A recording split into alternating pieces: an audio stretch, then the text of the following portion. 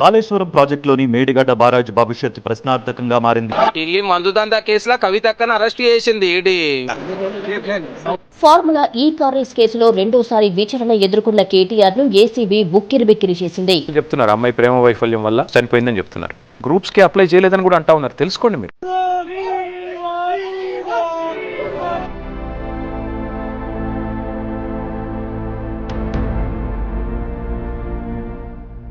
మీకు RTC bus ఉచితంగా ప్రయాణం, రాజీవ్ ఆరోగ్యశ్రీ 500 రూపాయలకి సిలిండర్, 200 యూనిట్ల ఉచిత విద్యుత్ ఇవ్వడమే కాకుండా ప్రతి పేదవాడికి ఇందిరమ్మ ఇల్లు ఇవ్వడం ద్వారా చరిత్రలో ఎవరు వచ్చినా, ఎన్ని తరాలు మారినా, ఏ ప్రభుత్వం ఎవరు ముఖ్యమంత్రి అయినా ఈ సన్న బియ్యం పథకాన్ని రద్దు చేసే ధైర్యం చెయ్యరు.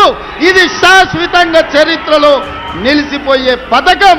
ఇక్కడ బస్సులలో తిరుగుతూ ఉంటే 20-30 సంవత్సరాలు కానీ పనులు మాకు చేసి పెట్టినారు కాంగ్రెస్ ప్రభుత్వం అని చెప్పి చెప్పడం జరుగుతుంది.